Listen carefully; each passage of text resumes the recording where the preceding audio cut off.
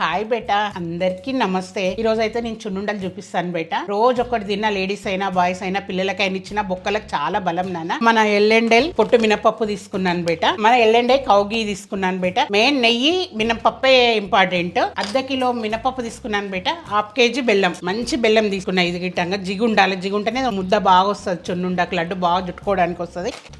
పొట్టు మినపప్పు బేట, మన ఎల్లుండి సూపర్ ఉంది. మినపప్పు అయితే అయిపోయింది బేట, కమ్మటి వాసన వస్తుంది, ఈజీగా తెలిసిపోతుంది. ఇది చల్లార వేద్దామా, మిక్సీ పట్టాలి కదా. కౌగి బేట సూపర్ టేస్ట్ ఉంది, చెప్పడం కాదు, నేను వాడుతున్నా కదా. వీడికి 3 బాటిల్ అయిపోయినాయి ఇంట్లోకి. సుండడి నెలకు కావాల్సిందే నెయ్యి ఎక్కువ బేట.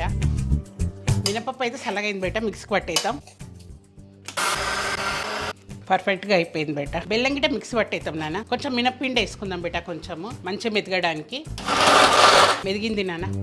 పట్టిన బెల్లం ఇంత బాగా కలుపుకొని మనం నెయ్యి వేసుకుంటా ఉండలు జుట్టేయడమే. చక్కెర అయితే ఇంకా ఈజీ కరిగిపోతుంది, కానీ అది హెల్తీ కాదు కదా. షుగర్ అయితే ఊరికే పొడి పట్టుకొని కలిపేసి కట్టుకోవడమే. హెల్తీ తినాలంటే జర కష్టపడాలి. ఇప్పుడు మంచి మిక్సీ చేసుకోవాలి బేట, ఈ ఉండలు అంతా కరిగేటట్లు.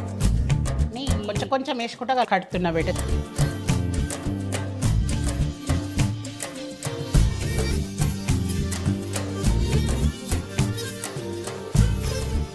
సున్నుండలు అయితే రెడీ అయిపోయినాయి బేట. టేస్ట్ అయితే చూస్తా బట్ ఇప్పటి వరకు టేస్ట్ చూలేను. సూపర్ వచ్చినాయి నాన్న. ఈ అమ్మ చేతి వంట మీకు గిట్ట కావాలన్నా కామెంట్ పెట్టండి. ఈ పండగకి ఏమేమి చేసుకుందాం, ఏమేమి చూపించాలి అని కామెంట్ పెట్టండి బేట. టేస్ట్ అయితే సూపర్ వచ్చినాయి. సారు మన ఎల్ఎండెల్ గీ మినపప్పుతోని సున్నుండలు తయారు చేసిన ఒకసారి టేస్ట్ చూసి చెప్పారా? అట్లా మన ఎల్ఎండెల్ నెయ్యి మినపప్పుతో చేసినవా అయితే టేస్ట్ చేయాల్సిందే.